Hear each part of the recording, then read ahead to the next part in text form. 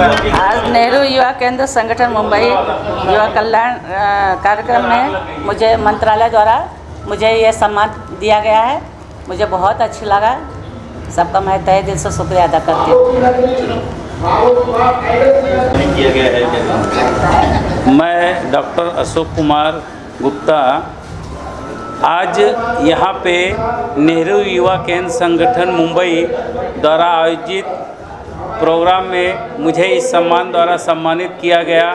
सर्वप्रथम मैं भारत सरकार और नेहरू युवा संगठन का बहुत बहुत धन्यवाद देता हूँ कि उन्होंने मुझे इस कार्य के लिए सम्मानित किया है और मैं उनका धन्यवाद देता हूँ।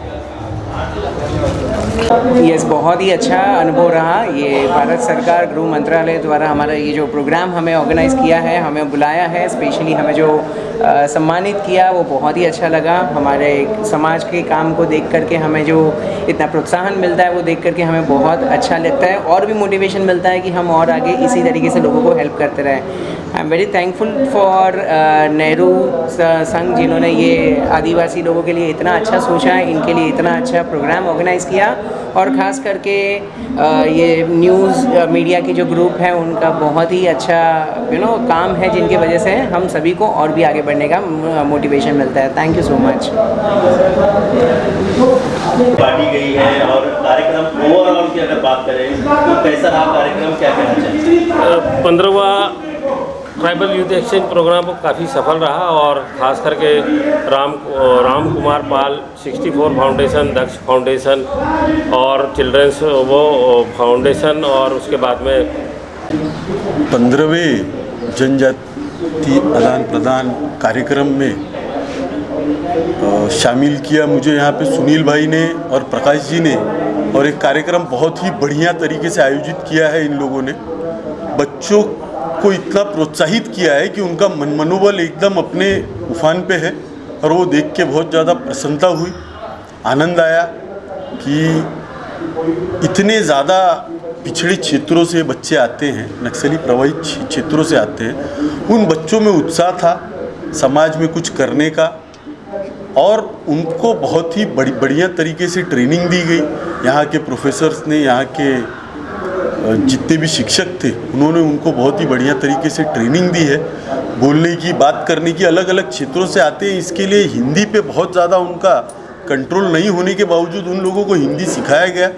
भाषा के साथ उनको जोड़ने का प्रयत्न ये जो है, इस संस्था को पहले तो मैं धन्यवाद करना चाहूँगा। नेहरू युवा केंद्र संगठन को मैं शुभकामनाएं भी देना चाहूँगा कि लगातार 15 वर्षों से इस कार्यक्रम का आयोजन कर रहे हैं और इसी प्रकार से आगे भी ईश्वर करे वो आयोजित करते जाएं कार्यक्रम। सर, इस कार्यक्रम में जो बच्चे आए हुए हैं उनमें से कई बच्चे ऐसे हैं जिन्होंने पहली बार ट्रेन देखा है, पहली बार उन्होंने खाना यहाँ पर अलग किस्म का जो है वो देखा है, उनके लिए क्या कहना चाहिए? बच्चे, प्रकाश जी से मेरी चर्चा हो रही थी, उनका ये कहना था कि ये बच्चे लड़ झगड़ के अपने घर से आए हैं, इनको घर से आने की अनुमति नहीं थी। ये बहुत ही पिछड़े क्षेत्रों से आने वाले बच्चे हैं, तो जो रूढ़िवादी परंपराओं से ग्रसित वहाँ के लोग वो उनको यहाँ आने ही नहीं दे रहे थे, वो चाहते नहीं थे कि वो यहाँ आए। बावजूद उसके बच्चे यहाँ आए, उन्होंने यहाँ का मुंबई शहर की गेटवे ऑफ इंडिया देखा, पहली बार उन्होंने समुद्र देखा और उन्होंने यहाँ का भोजन लिया। कुछ बच्चों का कहना था दाल या चावल छोड़ के और कुछ उन्होंने कभी कुछ खाया नहीं है, उनको यहाँ के भोजन के विषय में पता नहीं थी। तो पिछड़ापन अभी भी है, लेकिन सतत पिछले 10 वर्षों से आदरणीय प्रधानमंत्री मोदी जी का एक प्रयत्न है, सफल प्रयत्न कर रहे हैं कि कैसे समाज के साथ जोड़े, अनुसूचित जाति को कैसे समाज के साथ जोड़े और कैसे उनका लाइफस्टाइल और अच्छा हो, सुधरे और वो बाकी के लोगों के साथ कंधे से कंधा मिला के चल सके। अनिल जी, आप क्या कहना चाहेंगे, किस तरह से लाभ होगा इन बच्चों को अगर इस तरह के कार्यक्रम होंगे? नेहरू युवा केंद्र संगठन पूरे देश के 623 जिलों में काम कर रहा है। तो निश्चित तौर पर जो भी 8 जिलों के जो 25 चयनित जो अलग अलग क्षेत्र के जो बच्चों को बुलाया गया है, उनमें सांस्कृतिक, सामाजिक, आर्थिक विरासत को आदान प्रदान करना इनका मुख्य उद्देश्य था। निश्चित तौर पर इस तरह के कार्यक्रमों की वजह से चाहे शिक्षा हो, रोजगार हो, कौशल विकास हो या औद्योगिक उन्नति हो, उसमें बच्चों को निश्चित तौर पर सफलता मिलेगी। मैं नेहरू युवा केंद्र संगठन का आभार मानता हूँ कि उन्होंने काफ़ी पहल करके इस तरह के कार्यक्रम का आयोजन किया है और निश्चित तौर पर मुंबई जैसे शहर में इनको अलग अलग स्थानों पर जब उन्होंने लेके गए तो वहाँ की अलग अलग जो सांस्कृतिक विरासत हो, शिक्षा की विरासत हो या खान पान से जुड़े हुए अलग अलग जो मामले हो, तो निश्चित तौर पर उन जिलों में रहने वाले बच्चों ने कभी ये देखा नहीं था।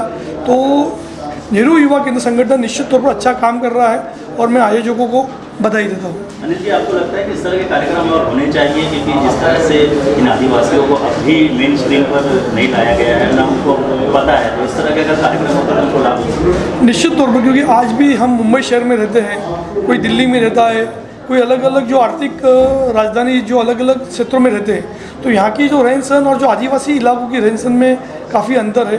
भले हमको आज़ादी मिली है, अलग अलग सरकारों ने प्रयास किया है, मगर अभी तक चाहे मुंबई जैसे पवई इलाके में जो आदिवासी विभाग है वहाँ पर भी सुविधा नहीं है। तो आप सोच सकते हैं कि बिहार, मध्य प्रदेश या अलग अलग जो राज्य है वहाँ के आदिवासियों की क्या स्थिति होगी। तो अगर इनको हम मेन स्ट्रीम में लेके आते हैं, उन्हें मुंबई शहर से जोड़ते हैं, तो निश्चित तौर पर उनमें भी एक कॉन्फिडेंस बढ़ेगा और आने वाले दिनों में उनके वजह से आदिवासी विभाग में भी जो लोग शिक्षा के लिए प्रयास कर रहे हैं, जो अपनी उन्नति के लिए प्रयास कर रहे हैं, उनके लिए मार्ग प्रशस्त करने का अच्छा मार्ग होगा। सुमन सर, आप कहना चाहेंगे, क्या कहना चाहेंगे इस तरह के कार्यक्रम जब भी होते हैं तो जाहिर सी बात है जो पिछड़े वर्ग के लोग हैं उन्हें लाभ होता है, उनको मेन स्ट्रीम में आने का मौका मिलता है, तो इस तरह के कार्यक्रम होने चाहिए। बिल्कुल होने चाहिए, इस तरह के कार्यक्रम बहुत ज़रूरी है।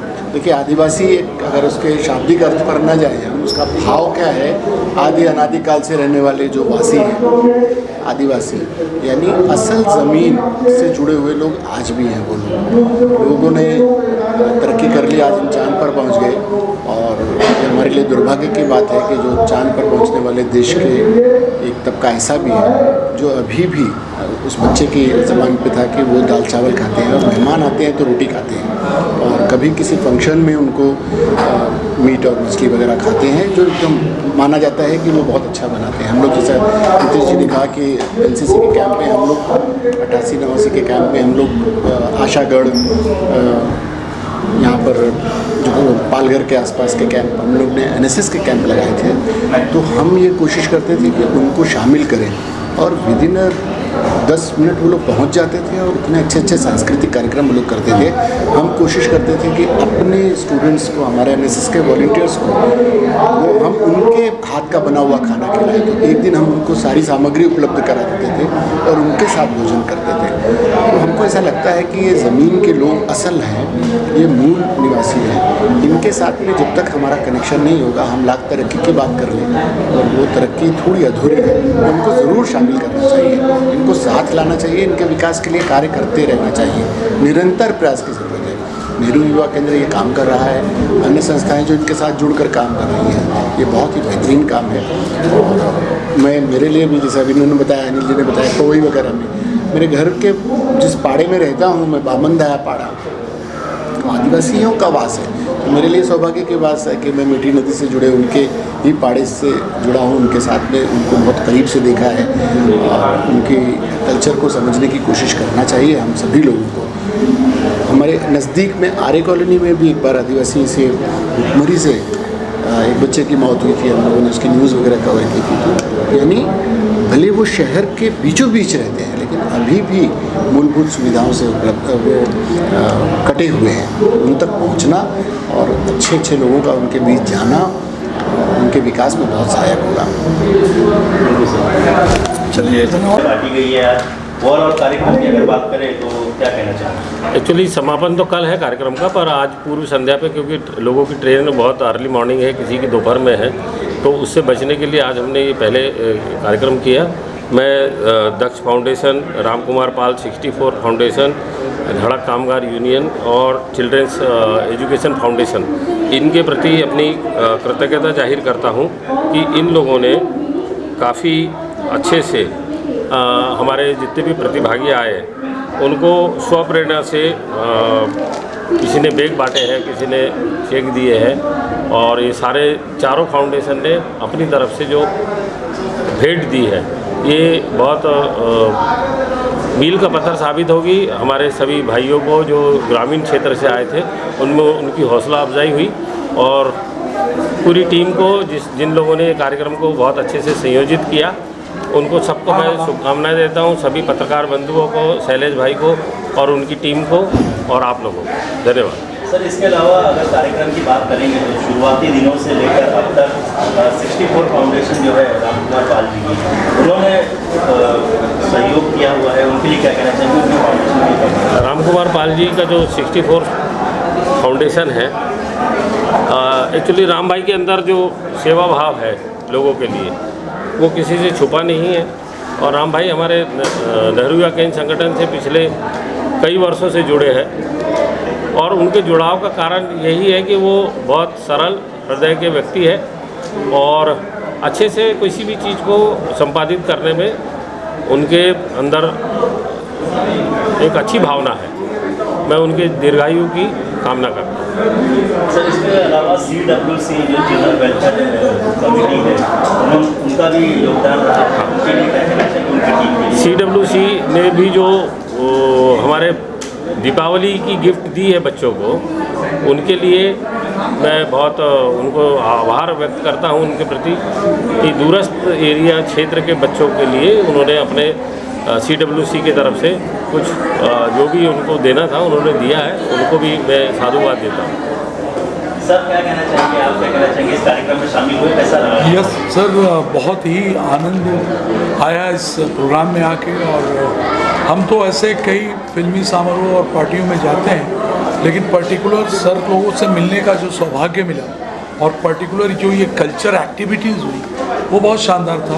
और राम सर के लिए यही कहूँगा कि राम तो उनका नाम है ही, हम उनके एक शो में भी काम कर रहे हैं एज ए कुंभकर्ण। और सर ये पूरी आर्टिस्टिक और जो बच्चों को जो इनकरेज करने का तरीका था वो काफ़ी ही सौहार्दपूर्ण था, बहुत ही अच्छा, वेरी नाइस। सर, आप क्या कहना चाहेंगे? जिस तरह का अनुभव रहा इस कार्यक्रम में शामिल होकर? बहुत ही सुंदर, बहुत ही अद्भुत कार्यक्रम था। के शुरुआती दिनों से लेकर आज तक आप लगातार बदस्तूर साथ थे और किस तरह का सहयोग रहा और कार्यक्रम के बारे में क्या कहना चाहेंगे? और जो आदिवासी बच्चे यहाँ पर आए थे उनसे मिलकर किस तरह का अनुभव रहा? मैं तो पहले गृह मंत्रालय, नेहरू युवा केंद्र महाराष्ट्र राज्य निदेशक श्री प्रकाश मोरने जी का धन्यवाद अदा करूँगा कि हम चारों संस्थाओं को मौका दिया उन्होंने इन नक्सल क्षेत्र के बच्चों को सेवा करने के लिए। इसमें हमारे चिल्ड्रन वेकेमनी अजय कौल सर, प्रशांत काशिद सर और धड़क मोर्चा यूनियन के श्री अभिजीत राणे जी और दक्ष फाउंडेशन के श्री सुनील कुमार जी और मेरी एक स्वयं की फाउंडेशन है राम कुमार पाल 64 फाउंडेशन, इन लोगों ने मुझे सहयोग किया और हमने हर बच्चे को बुक, बैग और दिवाली की सामग्री और 1000 रुपये के प्रति बच्चे को चेक दिया गया। ये एक हम अपनी अच्छी सेवा भावना से, और ये बच्चे नक्सल क्षेत्र से आए हैं, उनकी समस्याओं को हमने भी सुना, आपने भी सुना। आज वो कहते हैं कि जो भी हमने इनको भोजन कराया वो सपने में उन्होंने देखा नहीं था। तो हमें आश्चर्य होता है कि आज हम भारत इतने ऊपर होने के बाद भी इन तक हमारी सेवाएं सुविधाएं क्यों नहीं पहुंच पाती। सर, इसके अलावा क्या संदेश देना चाहेंगे बाकी के जो नक्सल प्रभावित इलाकों में जो युवा रहते हैं कि उन्हें भी किस तरह से पढ़ाई के प्रति या फिर शिक्षा के प्रति, बाकी चीज़ों के प्रति आगे आना चाहिए? मैं तो भारत सरकार को अनुरोध करना चाहूँगा, श्री मोदी जी, अमित शाह को स्पेशल अनुरोध करना चाहूँगा कि जितने नक्सल क्षेत्र हैं वहाँ पर शिक्षा, हॉस्पिटलिटी और जितनी योजनाएं हैं, योजनाएं काफ़ी हैं लेकिन पहुँच नहीं पा रही उन तक। इसके लिए जो भी प्रयास हो ये सरकार को करना चाहिए। आज हमारी 44 योजनाएं केंद्र सरकार की है, कि राज्य सरकार की स्टेट हेल्थ कार्ड योजना है, आयुष्मान है, ये सब उन तक पहुंचेगा तो उनको नक्सलवादी लोग बहका नहीं पाएंगे। तो ये हम समाज सेवियों का, सरकार का, सबका एक विचार विमर्श और ये इस चीज़ को पहुंचाने का प्रयास होना चाहिए। मैं ये अपील करना चाहूँगा आपसे, सबसे और सरकार से भी। जिस तरह से कार्यक्रम आयोजित किया गया, जब कार्यक्रम से पहले जो बच्चे यहाँ पर आ रहे थे तो उनके माता पिताओं को ये बताया गया था कि वहाँ पर ले जाके आप लोगों को बेच दिया जाएगा, इस तरह के संदेश बच्चों को दिए जा रहे। तो आपको लग रहा है कि जब बच्चे वापस जाएंगे तो जो संदेश वो पहुँचाएंगे उससे काफ़ी लाभ होगा? हाँ जी, वो कई हमारे जो बच्चे बता रहे थे कि पेरेंट्स उनको छोड़ते नहीं हैं और कई तो भाग जा रहे थे, तो हमारे CRPF के जवानों ने उनको लाया। उन्होंने अपनी व्यथा बताई और ख़ासकर लड़कियों की व्यथा है कि भाई तुमको तो क्या पढ़ना और तुमको क्या जाना, तुमको तो शादी करके वहाँ भेज देना है, तुम्हारे को नहीं जाना। ऐसी कई बातें उन्होंने इस 7 दिवसीय अधिवेशन में सबके समक्ष रखा उन्होंने। और ये समस्या है कि अब ये जाने के बाद ये जो विद्यार्थी हैं, जो इन्होंने आज राजभवन देखा, विधान भवन देखा, इंडस्ट्री देखी और हमारी आपकी सेवाओं का लाभ मिला इनको, तो ये जाके अब वहाँ पे कमांडर बनेंगे, डिमांडर बनेंगे। तो ये डिमांडर बनेंगे, कमांडर बनेंगे, यही हमारी चाह है। भारत सरकार की भी ये सोच है कि ये लोग कमांडर बने और जिसको नक्सलवादी भटका रहे हैं उनको भटकाने से ये बचा पाए। ये बच्चे ही कैप्टन बनेंगे और ये बच्चे ही संभालेंगे।